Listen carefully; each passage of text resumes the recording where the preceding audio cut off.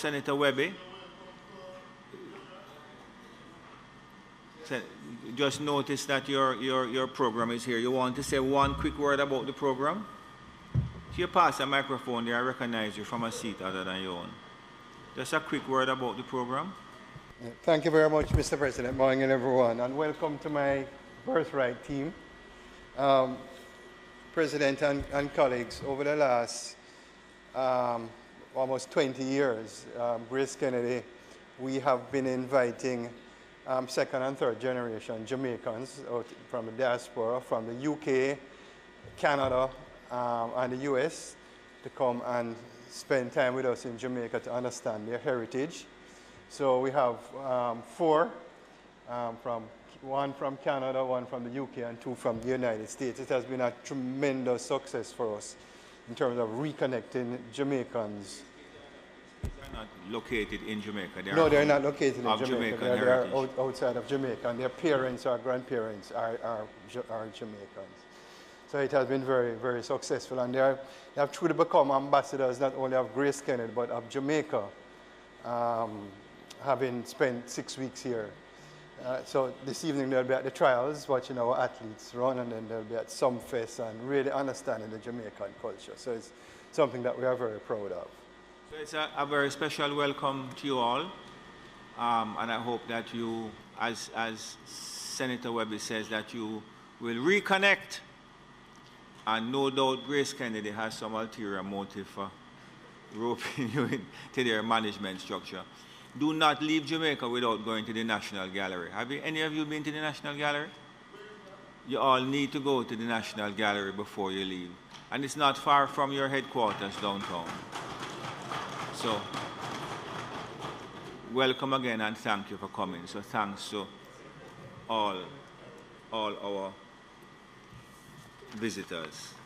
Statements by ministers. Announcements.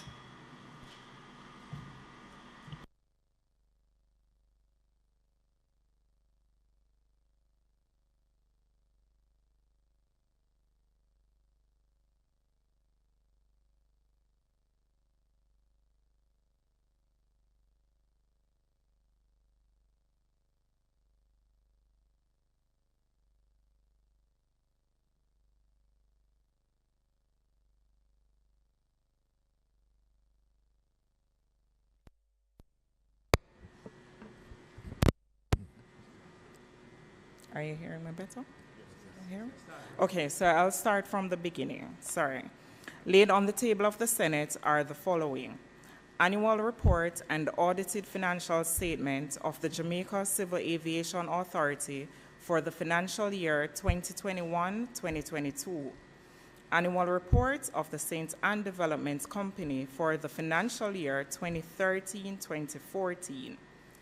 Annual report of the National Hotels and Properties Limited for the financial years 2012-2013, 2013-2014, 2014-2015, and 2015-2016.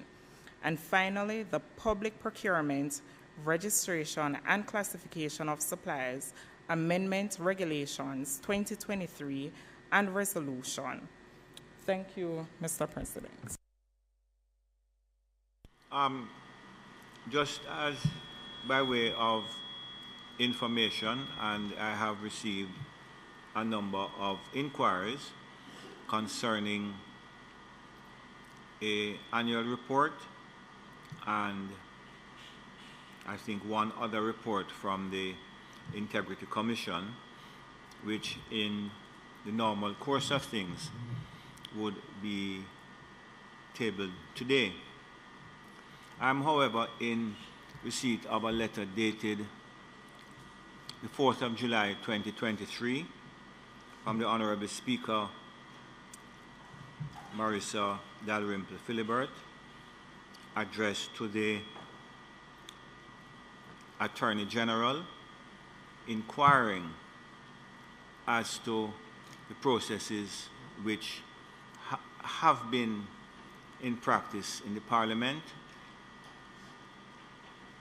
over the last number of years, certainly since the activation the inquiry is being made concerning the process of tabling reports. The letter concerns reports submitted under the legislation by the Integrity Commission to the Parliament and how they should be dealt with going forward. I am informed that the matter is being treated with the highest degree of urgency by the Attorney General's chambers, and in short order, I would expect that this matter would be clarified.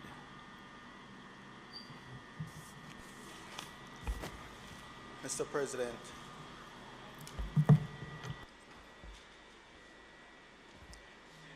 Mr. President, I heard your explanation, but I am perplexed with it, especially since just last week you demonstrated by your action in tabling the Integrity Commission report on the Airports Authority that this is an independent chamber and you are an independent presiding officer. So your statement this morning is in complete contradiction to that statement last week. And I'm particularly disappointed since presiding officers have no authority in law to impede the timely and seamless publication of these crucial reports. You are mere conduits through which reports are to be presented to all parliamentarians. And Mr. President, this unfortunate behavior will create a perception that politically unfavorable information, unfavorable to the government, that this politically unfavorable information is being withheld from the public domain, inconsistent with the rule of law and the principle of transparent governance, and inconsistent with the time-honored practice of both houses, that when these reports, we're not so concerned with the Auditor General's reports because those are tabled in the other house, but certainly the Integrity Commission report, since its establishment, the practice and the convention has been that they are tabled at the earliest opportunity. And I think this is a dangerous departure from that convention and precedent, and I urge you, Mr. President, to reconsider your position. Mr. Bunting, the fact that you are perplexed, the fact that you are perplexed and disappointed is not something that I can take into account when I'm making an assessment of the law. If it is that there is an ambiguity that needs the clarification of the Attorney General, and that is the opinion of the Speaker of the House, one that I must tell you that I share, it would be irresponsible of me, a request for clarification having been made by the Attorney General, to proceed. Allow me to finish, please. Allow me to finish. No, I was just asking you to share the ambiguity. Share. You said there is an ambiguity. There's Mr. an ambiguity. I'm just asking you to share what is the ambiguity, so, okay. So we can all be informed. informed. It was explained at length by the Speaker in the lower house. If you, I'm not really minded to go through it because it's going to take some time, but I can give you a brief. You're laughing. No, it's okay. So the fact, let me finish. The fact that you are perplexed and disappointed, I cannot take that into account when arriving at my position. A determination has been made by the Speaker to refer the matter to the Attorney General for an opinion. The Chambers has apparently given the Speaker an undertaking that the matter will be dealt with alacrity, and thereafter we will proceed according to how the Chambers rules or the opinion of the Chambers. The other thing that I cannot allow to go unsaid is that you are dealing with reports that are unfavorable to the government, and therefore that is why this decision is being taken. You said that. You said that, you know. I said it creates the perception. Okay. So you see, well, I can disabuse the mind of those who have formed that perception.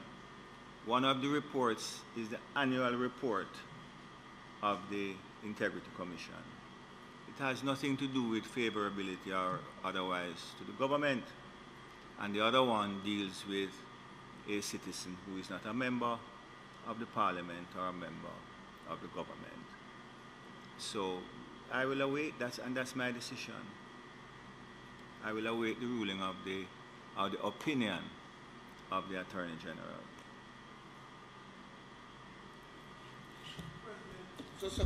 Just a clarification. I recall recently a member of the Senate raised a concern about the constitutionality of a motion. And we were able to, same day, receive the opinion of the Attorney General. I speak to the concern raised by Dr. Floyd Sorry, Morris. let me stop you. You got it the same day because it was given to the Standing Orders Committee some week before. So I had it. So it was on the file of the Standing Orders Committee. It's not that the Chambers ruled the same day. You mean prior to the member raising the issue in this Senate? I'm just seeking clarification, and I understand the impatience on that side. But as a member of the Senate and therefore of the Parliament, I'm concerned that if a report is to be tabled to us, that it ought to be tabled promptly. And when we know veer from the tradition, which I am sure as President you would have taken into account, that change in direction, sudden change in direction, is something that each of us ought to be concerned about. And therefore, it requires a degree of promptness, because otherwise, President, it will appear to me that, and to others it may so appear, that by sitting and allowing this report to be delayed, because there are people out there who believe the references are ruse. I may not believe it, but there are people out there who believe the references are ruse, and therefore they may think that by sitting and allowing this to happen without raising my concern, that I too may be supporting, being complicit in the report not being promptly provided. And the integrity of the country and the anti-corruption stance that we all ought to support require a degree of promptness on this issue. And I believe, while awaiting that opinion as to whether it should be delayed, it would be wise and better for the country, it would be prudent for us to submit, to table the report, so that the wish of the legislature in passing the Integrity Commission Act can be realized. May it please you, Mr. President. Those are the clarifications I see. Thank you, Senator Brown. I think that you are concerned about the pace of the report from the Attorney General, and you are making reference to another report. As I indicated to you, my understanding is that the Chambers has indicated that they will be dealing with the matter as a matter of high priority. Thank you very much. Bills brought from the Honorable House of Representatives.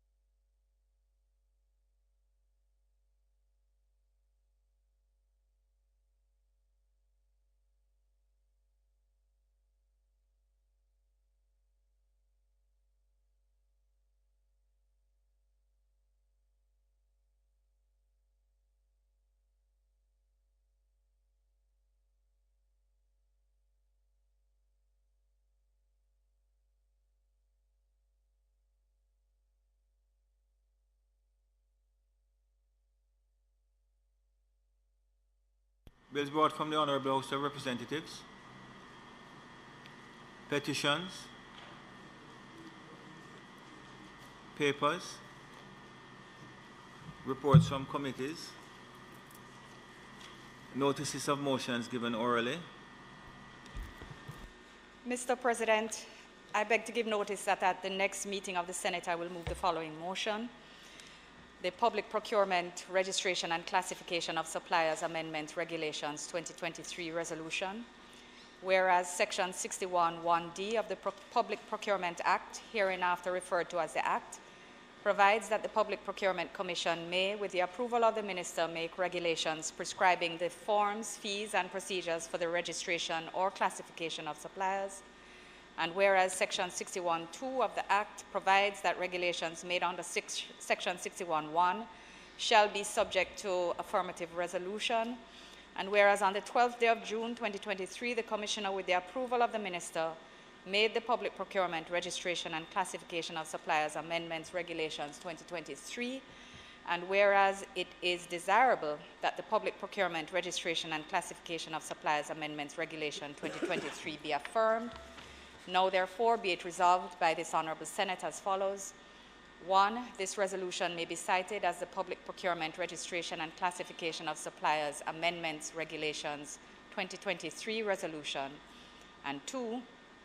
The Public Procurement, Registration and Classification of Suppliers Amendments Regulation 2023, which was laid on the Senate on the 7th of July 2023, is affirmed. Thank you very much, Minister. Questions and answers to questions. Motions that may be made at the commencement of public business requiring notice. Motions relating to the sitting of the Senate. Motions for leave to introduce bills. The presentation of bills without the leave of the Senate first obtained. Public business.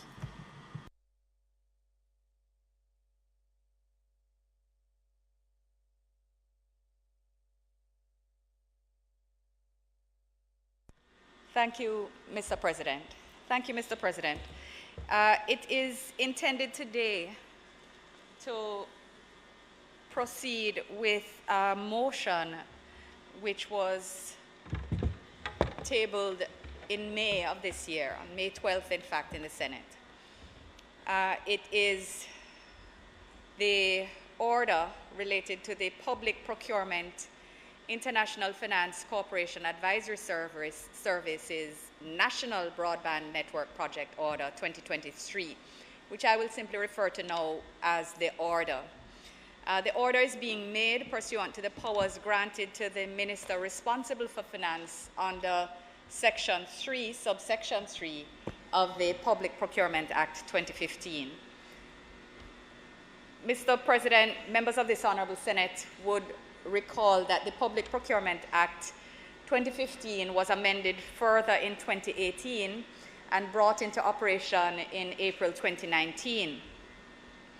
The Act and its accompanying regulations govern public sector procurement with the objectives of maximizing economy and efficiency, promoting fairness, integrity, and public confidence in the procurement process, fostering sustainable development through minimizing negative impact on the environment, and fostering national growth and development.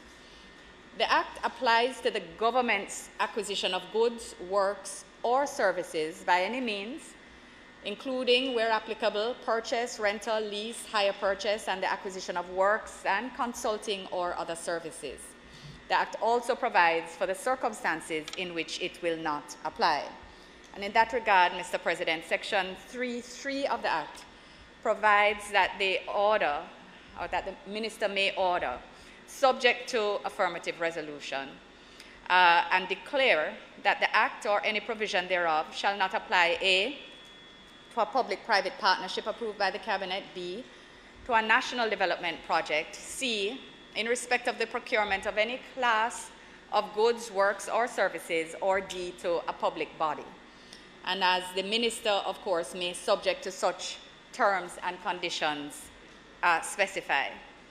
In this instance, Section 3.3c is being relied on to allow for the non-application of the methods of procurement and procurement processes set out in Parts 3 and 5 of the Act to not apply to the IFC procurement. Essentially, Mr. President, this is intended to expedite the program of unleashing the power of broadband on our nation's people. Broadband networks, Mr. President, are critical for progress in all sectors, including education, healthcare, agriculture, trade, you name it, it is now powered digitally. Globally, broadband networks are increasingly, therefore, treated with the same importance as basic critical infrastructure has been in terms of roads, water, and electricity over the years. The government understands and appreciates that a strong and resilient telecoms infrastructure, particularly in respect of internet, broadband internet, is absolutely critical to the growth of our economy and to the development of all our people. It is fundamental to obtaining the particular outcomes of our National Development Plan, Vision 2030, and in particular its universal and open access to ICT, along with widely accessible, affordable, and efficient ICT networks. The lack of availability and access to high-capacity networks for the purposes of internet access was actually identified by MSET in their ICT policy from as far back as 2011, Mr. President. The imperative became even more pressing, if it hadn't before, during the pandemic, when Prime Minister, the Most Honorable Andrew Holness, and the Cabinet became even more resolute in our efforts to close the digital divide and to drive the necessary digital transformation to take our country forward. Therefore, in efforts under the government's National Broadband Initiative, efforts were stepped up and elements were commenced through the establishment of a National Broadband Task Force. The task force collaborated with the IDB and later with the IFC on an initial assessment of models by which to establish an expansive national network. Mr. President, work on the National Broadband Initiative saw significant advancement during 2022-2023. The emergency fiber optic ring achieved almost 90% completion, and approximately 118 additional public educational institutions were connected via this fiber optic ring during the fiscal year, bringing the total number of schools connected to date to 150 institutions across 8 parishes. So we're making progress, Mr. President.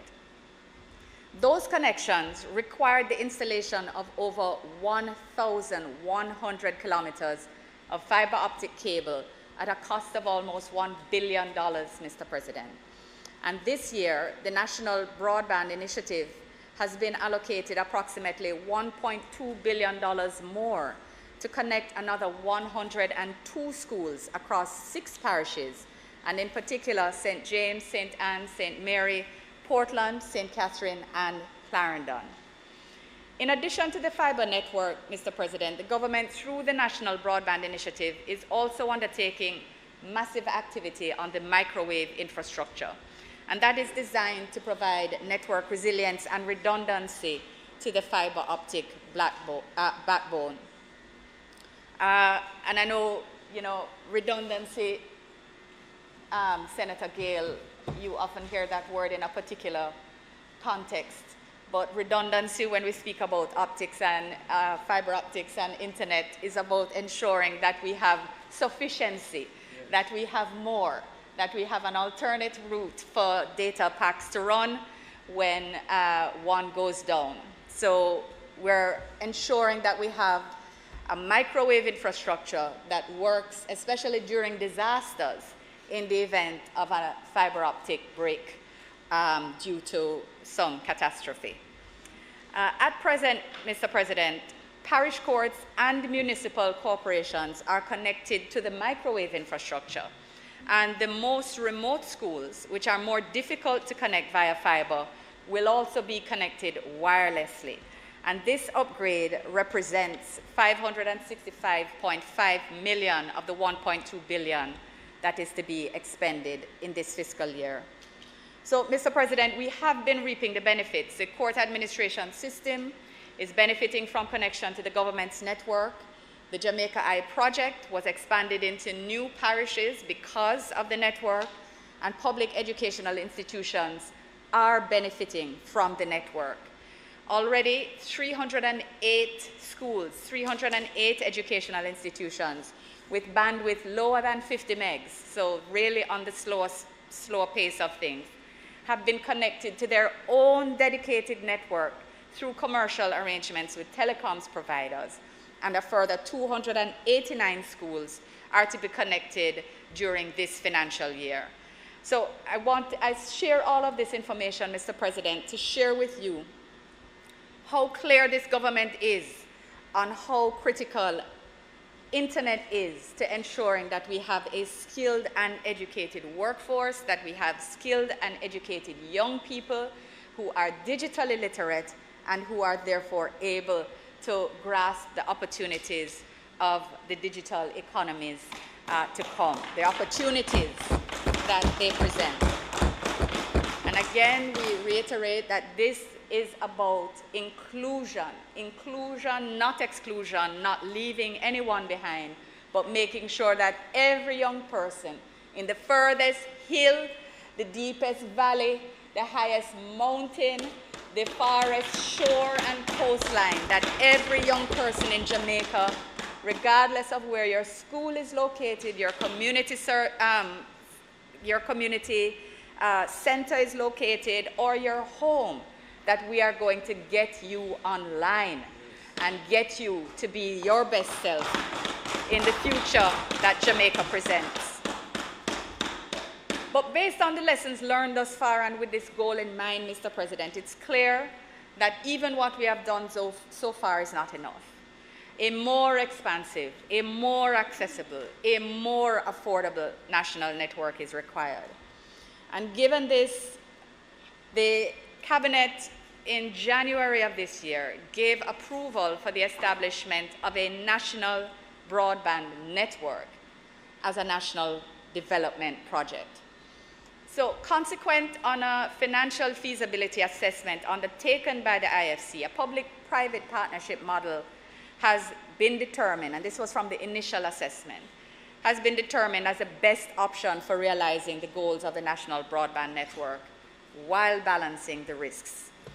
In order for this project to advance to the next phase of planning, however, a thoroughly developed business case is now critical to enable the government to, one, assess all the possible options for implementation of the network, two, to provide a cost-benefit analysis for each of the options reviewed, and three, to identify the risks and the avenues available for mitigating those risks where applicable.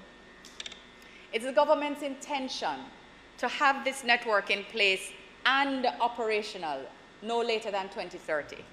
2030 is a big year for the world. It's a big year for Jamaica. Vision 2030 is not so far away from needing to be realized. We have therefore taken the steps to try to move the pace of this project forward. Having noted the time delay that was experienced when we did the preliminary feasibility assessment that included significant private and public sector stakeholder consultations, it's recognized that the engagement of another consultancy to develop the business case for this network would result in a delay by 6 or more months, and that is unacceptable. Mr. President, the government's declaration of the National Broadband Network as a national development project is important for the management of the pace of establishing this critical infrastructure. But beyond that, getting the nuts and bolts in place through a business case is absolutely critical on our path to get there. So the cabinet decision I mentioned earlier gave approval for an order to be granted to allow for the immediate engagement of the IFC to develop the business case in support of the establishment of this network. So just by way of reminder, the IFC is a member of the World Bank Group. In the last 10 years, it's invested more than $167 US in Jamaica to boost the role of private sector and foster productivity, inclusion, and sustainability. Jamaica has been working actively with it on private-public partnerships, including on projects related to roads, healthcare, and water. And they have proven their experience and technical capabilities in the conceptualization, financing, and implementation of major infrastructure projects. So the IFC's vast technical experience were, in fact, the basis on which the public procurement amendment of first schedule order done in 2022 was effected. And this was the order made for the exclusion of financial advisory services procured from the IFC for road development projects under the Act. So we believe that it is appropriate, it's necessary, and it's desirable to retain them to develop this business case for the National Broadband Project. Mr. President, the preamble of the order is clear, sets out the statutory context of our proceeding today. Clause 2 sets out the defined terms, defines the corporation, the agreement, that is the IFC agreement assigned under Clause 2, the National Broadband Network Project, and that it means the development project for the establishment of a broadband network throughout Jamaica to provide an expansive, accessible, and affordable information and telecommunications network. And Clause 3, of course, addresses the scope of services to be procured, being A, the preparation of the business case, as I spoke to earlier, including the provision of a cost-benefit analysis, the identification of risks, and the provision of a basis for the development of strategies to mitigate the risks, to allow the government to determine the most appropriate mode of implementing and funding the project, and B, the provision of transaction advisory services for the implementation of the project. So, Mr. President, I don't believe I need to say more in terms of the importance of the National Broadband Network Project to Jamaica and the importance of proceeding in the way placed before us now. The intention of this particular order is really to exclude the IFC consultancy services, just to allow us to move more quickly to their retention rather than going through the more protracted 6 to 9 months process that can sometimes take place when the technical expertise, the international know-how, and the experience with Jamaica and our previous broadband network is already available before us. So it's an appropriate case for this to be used, Mr. President. Wherefore, I ask for the Senate support in affirming this order. Thank you, Mr. President.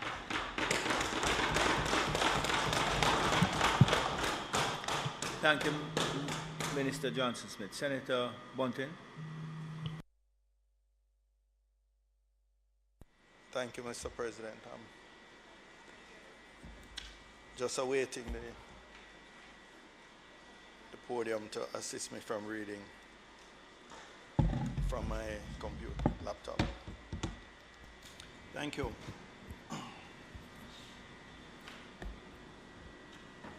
Mr. President,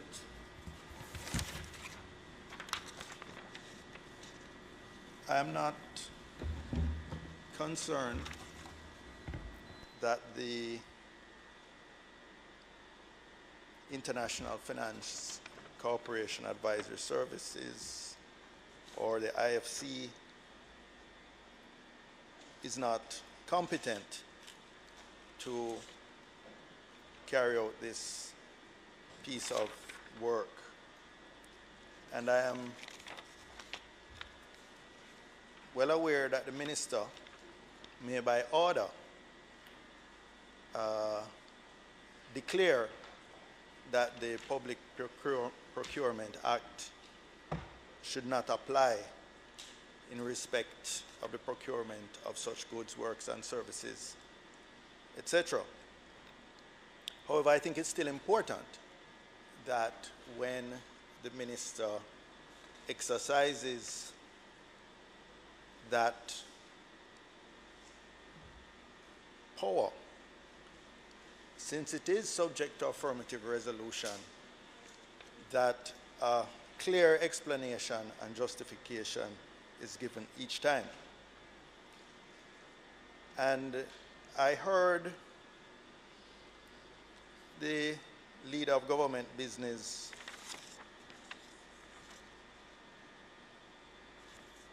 propose that the main cause for bypassing the normal procedures or provisions in the Act is to expedite, to save us 6 months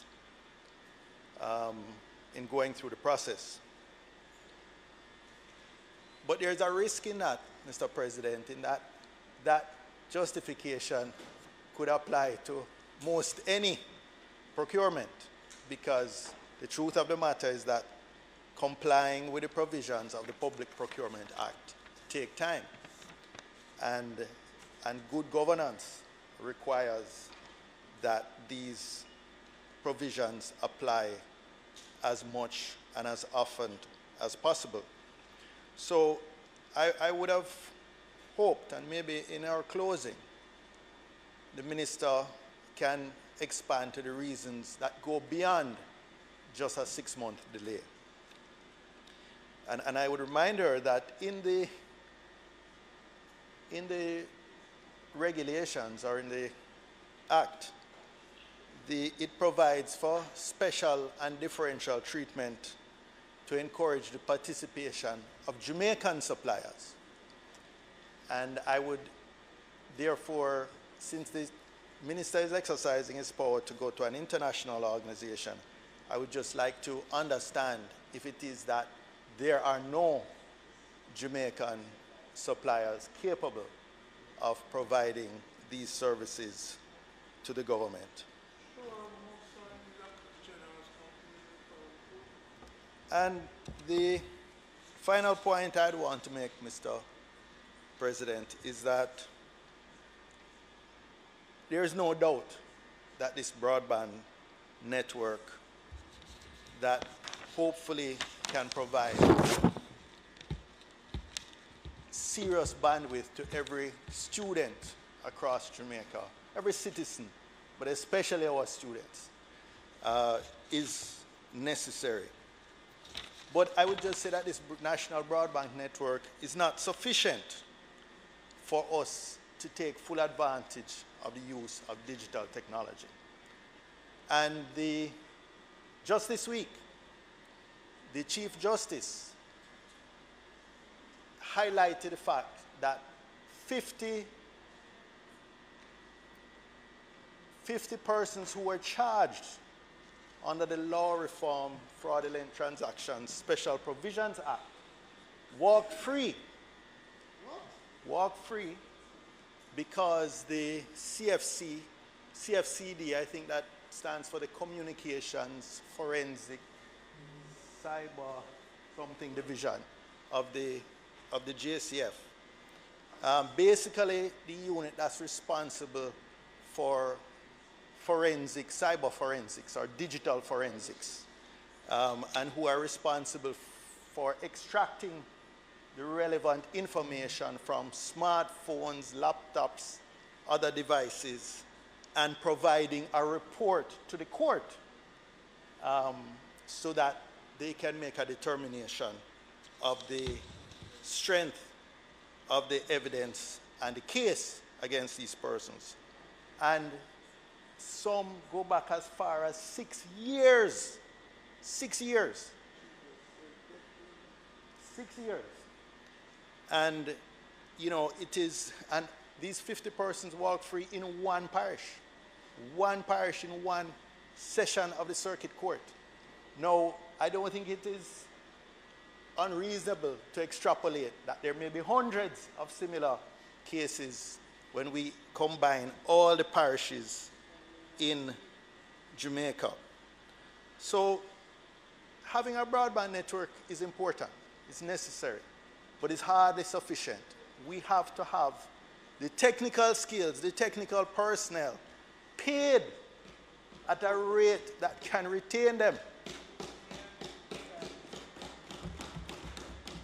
The Minister of Finance, I think it was in justifying the salaries of cabinet ministers, said how important it was to pay salaries that could retain the best and the brightest.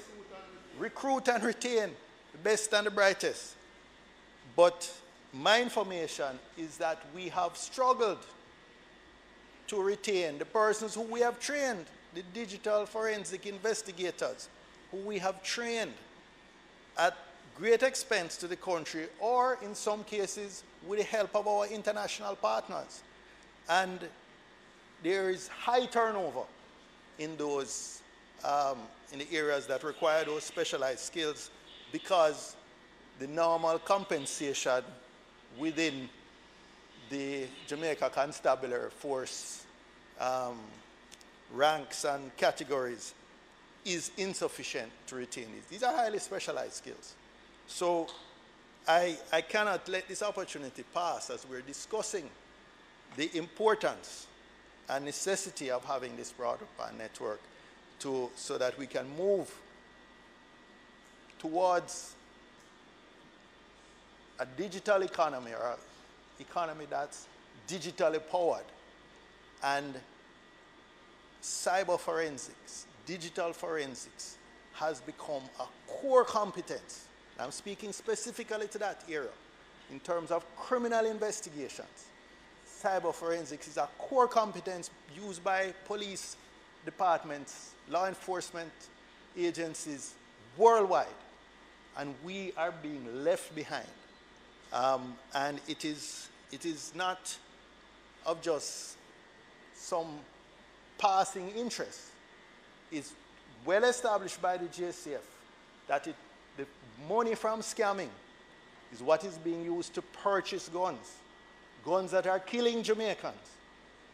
It's money from scamming that is fueling gang activities of all types. So this is not a purely academic discussion. This is something that is very tangible in terms of saving the Jamaican lives. And of course, also damaging our reputation internationally. Because I recall the Senate Committee on Aging in the US took up this issue back in the day when I was then minister. And it had them considering whether specific measures needed to be taken against our telecommunications industry to limit the access. And of course, that would have had serious consequences for Jamaicans and Jamaican businesses generally. And we were able to persuade them that it was necessary because we were sufficiently proactive. Within 6 months, we brought into effect the Law Reform Fraudulent Transactions Special Provisions Act, which created a whole new set of offenses related to advance fee fraud. And that was important, an important tool. But without the investigative resources, the digital forensic investigators to provide the reports to the court, then it becomes much less useful. It is like having an expensive vehicle but no fuel to operate it. So with those remarks, Mr. President, the opposition does not object to the exemption, but we feel that it's important that the minister gives a full justification, and one that goes beyond just saving 6 months. And we would also like to hear clarified, or we'd like to hear clearly from her whether there were any Jamaican entities capable of providing these services, since the very act makes a carve-out to provide special and differential treatment to encourage the participation of Jamaica suppliers. Thank you.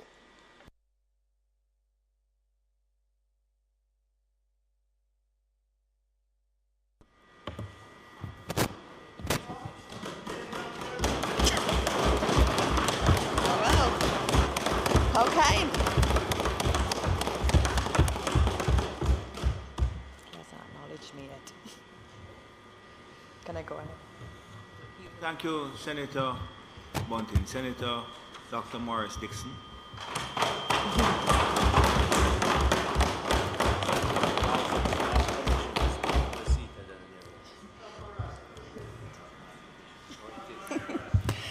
All right, Mr. President, I stand to also endorse this project. I think it's a very critical one, especially, and I wrote down the words of our esteemed colleague on that side, about the digital economy and a digitally powered country, because that's really our goal, and it's good that we're aligned in that, in terms of what the goal is, because I know in terms of some of the public utterances there, it may seem that we are not aligned, but it's good to hear that there is alignment there.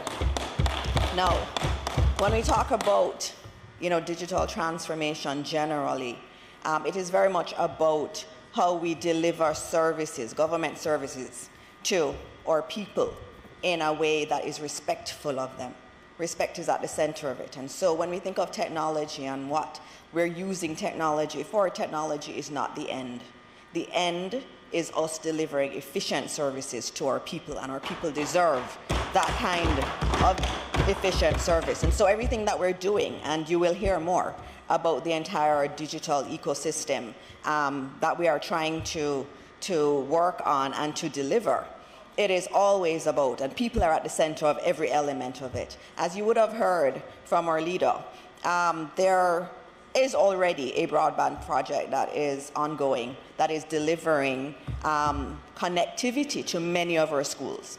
And in that project, we see schools that for many, many, many years never had any access to broadband, to internet, and our teachers or students are now accessing it. And that has been a good project. It's not finished, it is ongoing, and we have to finish that. And so this broader national project takes that further. And if you look at that project, there were a lot of local partners that worked with the government in the delivery of that. And so even if we have an IFC, it doesn't mean that there are not sub-projects that can be delivered by our local partners. And we already have expertise, and we've seen it in the delivery of aspects of the broadband project in schools. Now, I would also want to say, Mr. President, in relation to joined up government, we keep hearing about that. And one of the things I hear from a lot of our citizens is that I have to keep going from office to office, giving the same information over and over again. I have these long lines that I have to be in. It is just completely efficient and not a particularly good use of my time. And so as we talk about joined up government and connected government, this project is going to be central to it. Any kind of digital economy that we are aiming for, we have to look at infrastructure at the heart of it. So we can build all the nice apps or all the nice delivery services online. If you cannot connect to it, then it makes no sense. And so this project is about the infrastructure. It's about the base of everything that we're going to do. And it is for that reason that it is important that we move with speed. We're already late. As a country, generally, we are already late. And we cannot waste any more time. If we are going to get to that digital economy, as was said, it is very critical that we move as quickly as we can to establish the base. And the base includes broadband, and it does include having appropriate cyber teams, and it does include having the appropriate digital skills across not just the public sector, but also in the private sector generally, to spur this. So it's an entire ecosystem, and as I'm allowed in subsequent presentations, I will speak more about that digital ecosystem. But having said all of that, I think that it is absolutely important that we support this initiative, and we thank the IFC for its support to this point in terms of assisting us in thinking through some of these areas. And there have been many other members of the international community that have been providing support to us in Jamaica. But it's not about them. It really is about us. What do we want? We want to move in this direction. We want to move in this direction really quickly. And it is important that we understand that there's some precursors to getting there. So when you made the mention of the Chief Justice, I was with them on Sunday. I spent quite a bit of time with them talking through how we can deliver better service through our courts. And they're committed. Yes, the judges. And they are committed. And we are committed in terms of providing the necessary services that can take us forward. And I'll give you an example on Sunday too. We had the Rwandan team that had revolutionized the court system. And if you look at Rwanda, that's a country that is a great example of digital transformation. And how did they do it? They did it by being very structured. You start with the base, you start with the infrastructure, and you layer on top of that. Because if you do develop all these systems and they cannot speak to each other and you are not connected, essentially you would have built fancy systems that are of no benefit to people. And so when we look at examples like that and examples where it has worked, it has followed a particular process. They started their process 10 or 15 years ago, and they're now reaping the benefits. They are seen as a shining example, and one of the things I loved about that session was we were learning from another southern country, South Cooperation. That was beautiful to see one of our African brothers and sisters presenting to us on best practices globally. And I think if we look globally too at what works, it is about having the appropriate infrastructure and ecosystem in place. And at the heart of that is broadband, is connectivity, because if we are going to get this right, and we have to get it right as a country, we're going to have to do it the right way, and we're going to have to move quickly. And this is one such way that we can move to the Jamaica that we all desire. Thank you, Mr. President.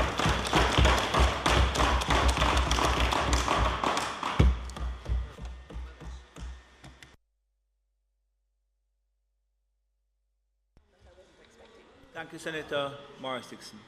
Senator Sapphire Longmore. Thank you, Mr. President. I rise to indicate my support also for this great effort to bring access, online access and technology to our people. But I have to play my role, being aware of the safety factors that also come with this increased online access. Mr. President, as we roll out the National Broadband Network Project, I am encouraging and imploring us to also bring awareness for online safety. We are seeing in our spaces, especially within our school, increased incidences of cyberbullying, of illicit sexual exploitation of our children and our young people. And it is really a space where predators lurk. And as we seek to enable the advancement of our people, let us do it with balance. Let us also recognize that especially our vulnerable populations could fall prey to these predators. And I say this to bring the importance of us who are parents, that just as we parent in other spaces, we must parent in the virtual world. Remain aware of who and how your children are engaging in this space. Recognize that you need to ensure whatever safety features that are available, that are in place.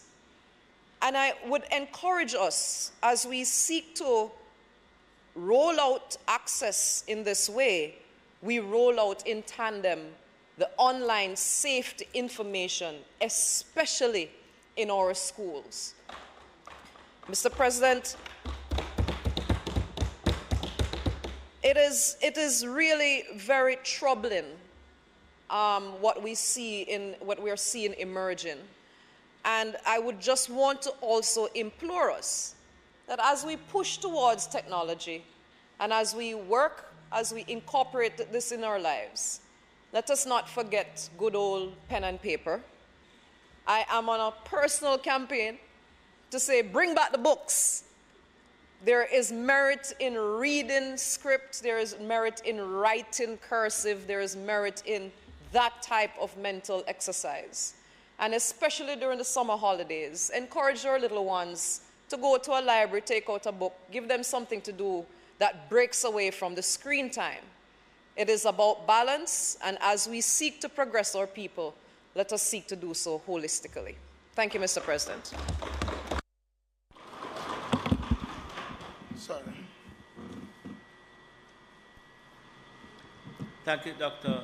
Longmore. Senator President, Brown. I will be very brief because I want to leave here early. But suffice it to say that sometimes we beat up on ourselves for being too far behind. And I recall, Dr. Dixon, that just recently in the United States, the Democratic Congress passed a bill, the American Rescue Plan, and a big part of that is to build out broadband across the United States. So let us not make Bob Marley's country look as if we are as backward for doing this. No, others bigger countries are just getting there. We're on the right track. The right track, Mr. President, which started with the courage of a Minister of Government from East Kingston to break the monopoly on telecommunication that cable and wireless had in this country.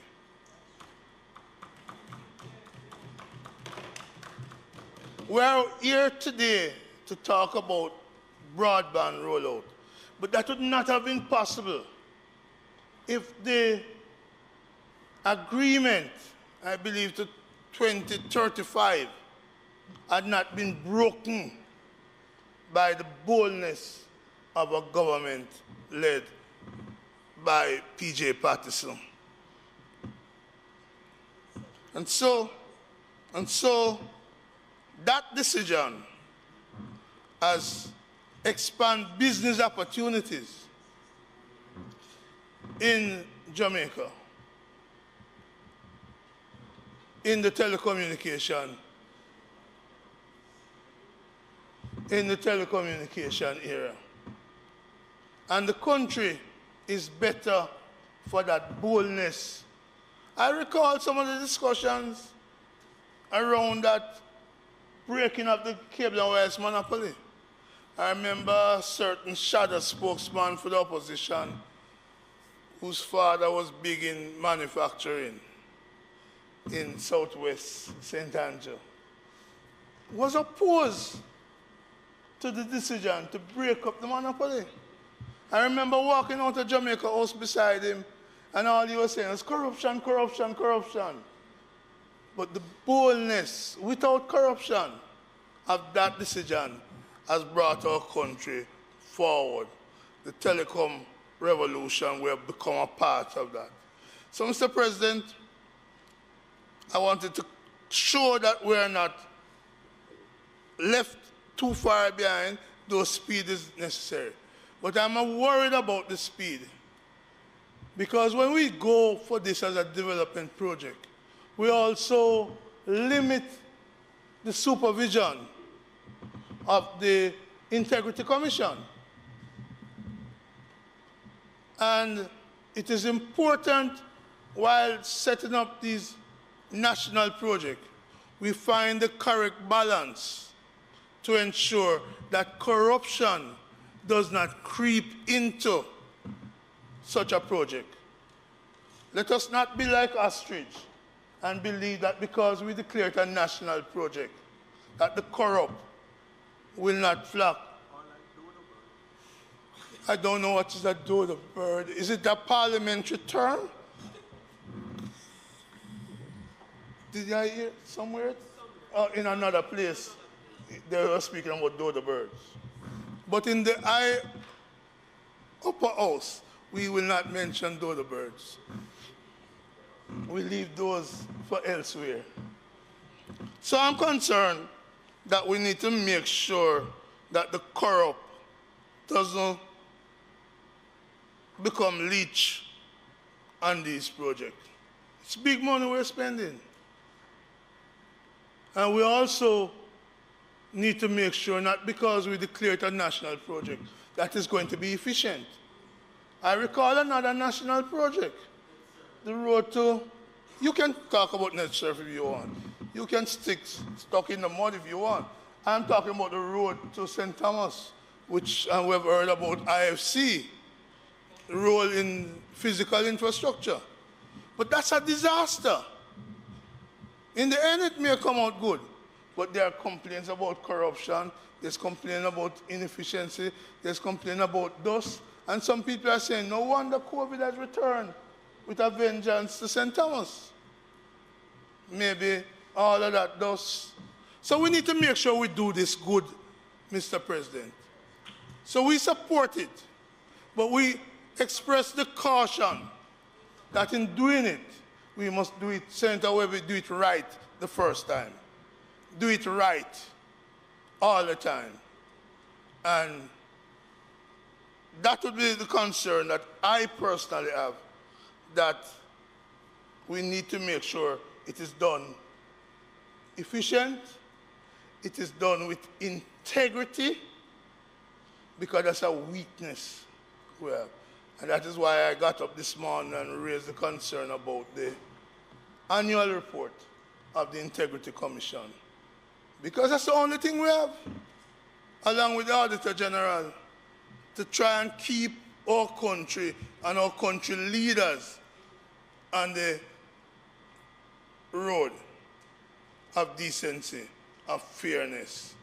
And in this project, I am happy because the vision of Paul Patterson to break that monopoly, and set the country free in terms of telecommunication development has brought us this far. Let us not spoil it with corruption, because I'm going to give Senator Fitzhenley a chance to get up and say, this government is just too corrupt. May it please you, Mr. President.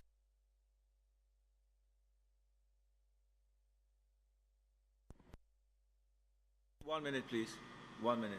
1 minute, Senator Scott. Yes. Anybody else? Just inquiring if there was anybody else. I did inquire. Senator, oh, I'm sorry. Senator Brown jumped the queue. And I had indicated to the learned leader that we were finished over here. Okay. Thank you very much. Senator Scott Motley, I recognize you. Minister, congratulations on your maiden presentation. Not indeed a maiden in the sense that I know that you're going to expand on it, but it was nice to have this issue come up as it is your portfolio responsibility. The COVID taught us a lot of lessons. And COVID actually, in a way, although it impacted negatively the economy and the country, we learned some very important lessons from it. And one of the things that it demonstrated was how critical a project like this was to the furtherance of Jamaica's economic position, and not just economic, but its social position. Because young children, were it not for that level of connectivity which we had, would have lost minimum of 2 years of school. Now we know that we did not have an ideal situation, but the truth is that some of them were actually able to attend. And the emphasis on schools is a critical emphasis because we know that in order to really progress, we need an educated population. And so,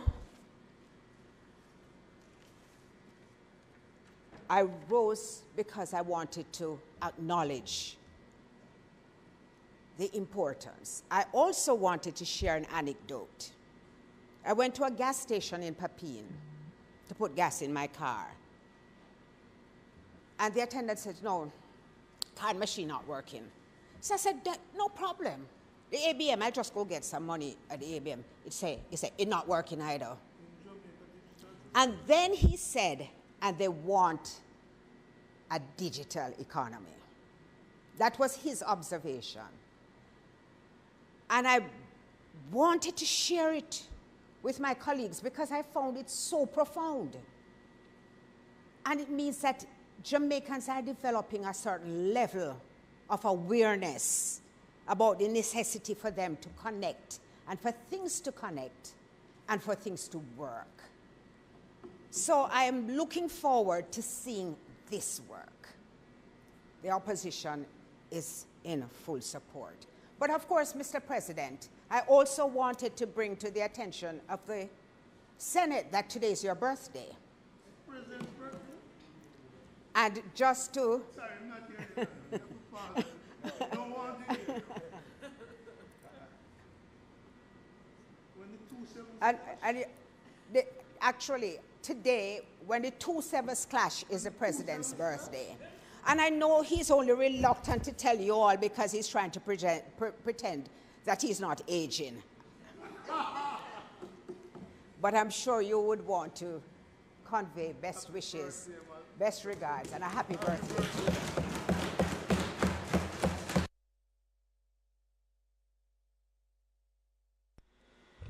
Thank you. A lot of the leadership of this country, many of whom sit in this parliament, are like myself, born in mango season. I'm wondering if it has some greater significance. Are born in mango season. I'm wondering if it has some significance beyond just the profusion of the fruit. These are not mysteries, Mr. President. These are not mysteries.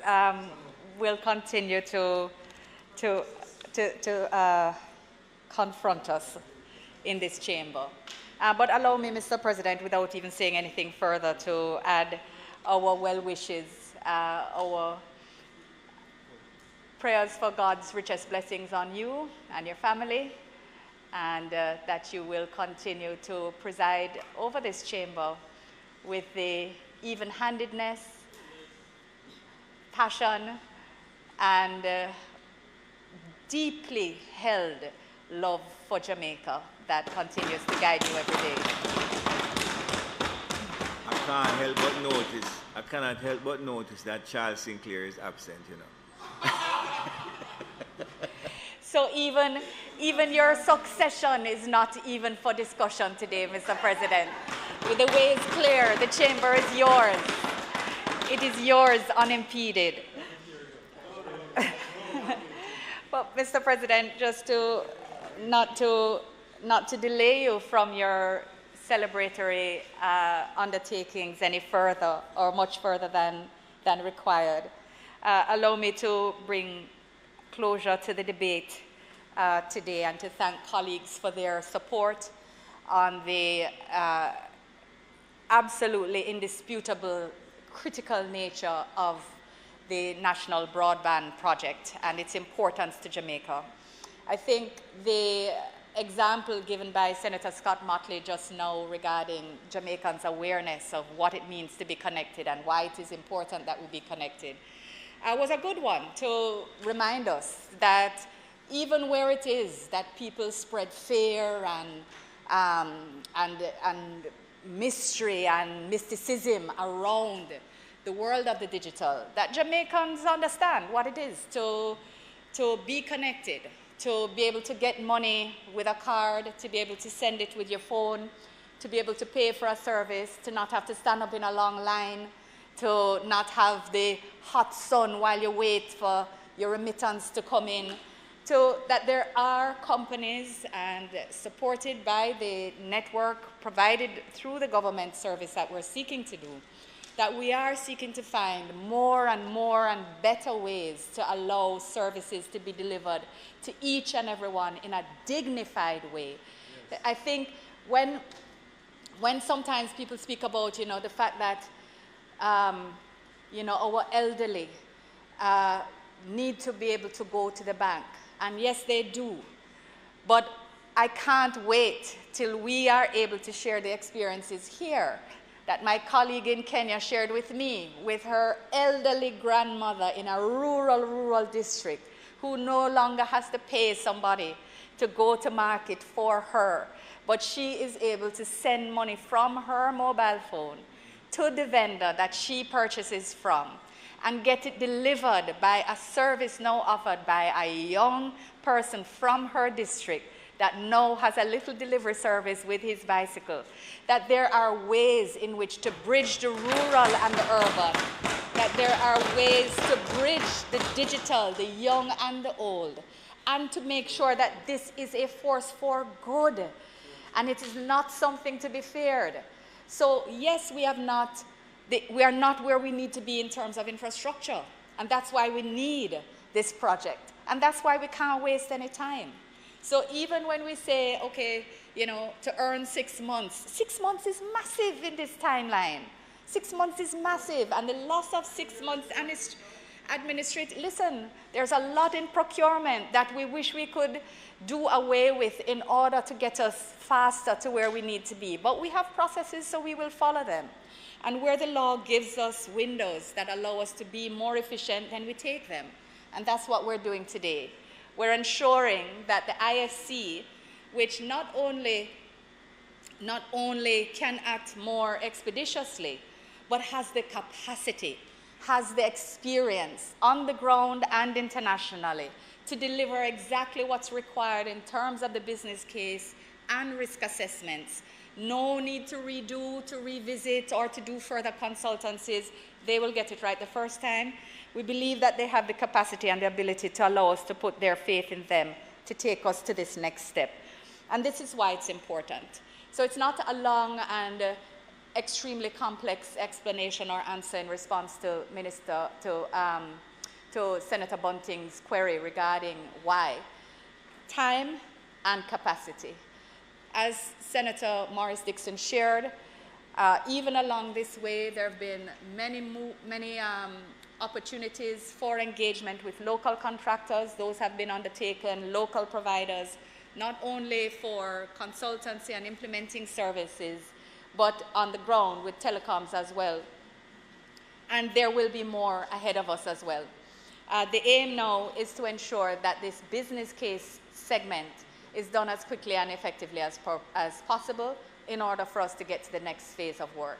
So, Mr. President, having acknowledged the number of schools and courthouses which have already benefited, the number of public educational institutions which continue to be connected and which will be, the number of police stations also connected on this same network, I really want to express appreciation for the alignment and support on this and ask for affirmation of the order.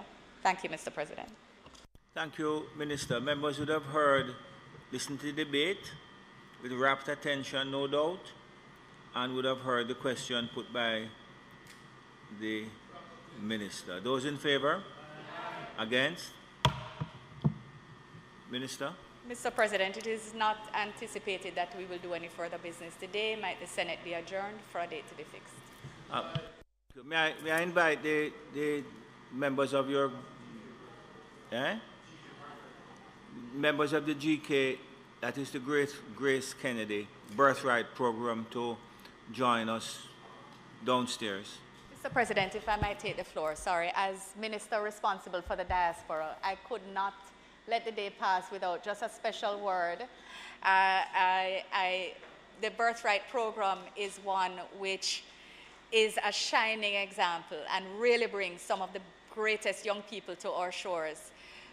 The Diaspora Affairs Department within the ministry has made it a real source of energy and focus within the ministry to not only connect directly with first-generation diaspora, but our second and third generation.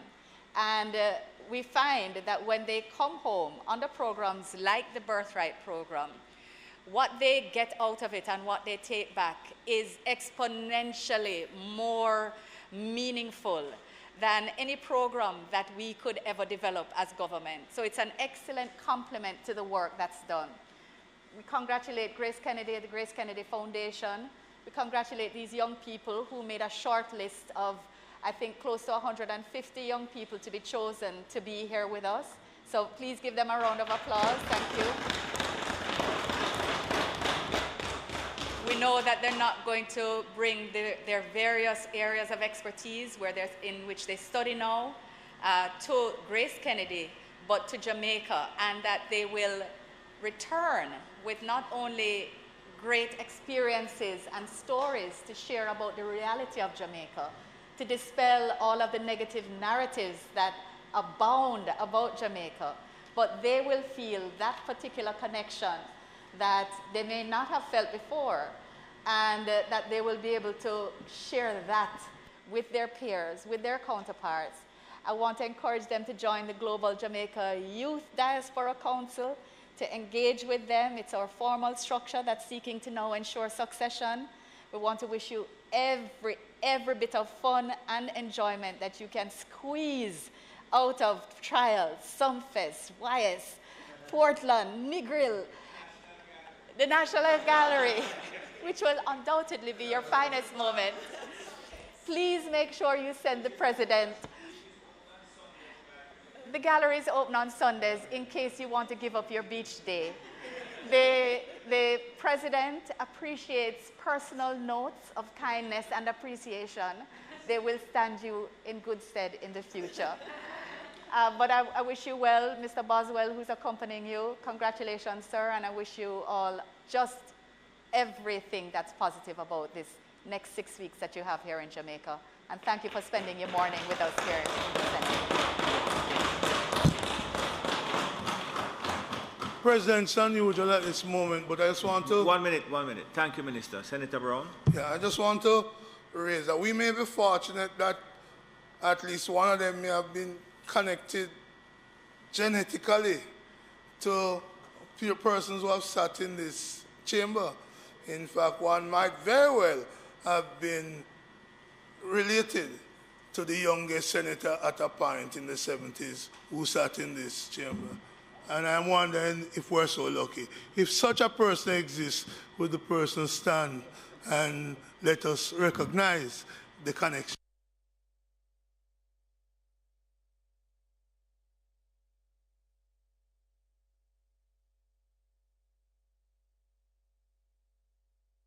Paul Miller's granddaughter. Yeah, well, it's fantastic that you have come, and it's also not without significance that you are here in the Senate. Your grandfather was a friend to many of us.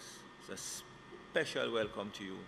And please join us downstairs for what is referred to as light refreshment. No champagne. Minister? There now actually being no further business, Mr. President. Might the Senate be adjourned for a date to be fixed? Thank you very much. The question is that the Senate be adjourned for a date to be fixed. Those in favor? Against? This Honorable Senate now stands adjourned for a date to be fixed.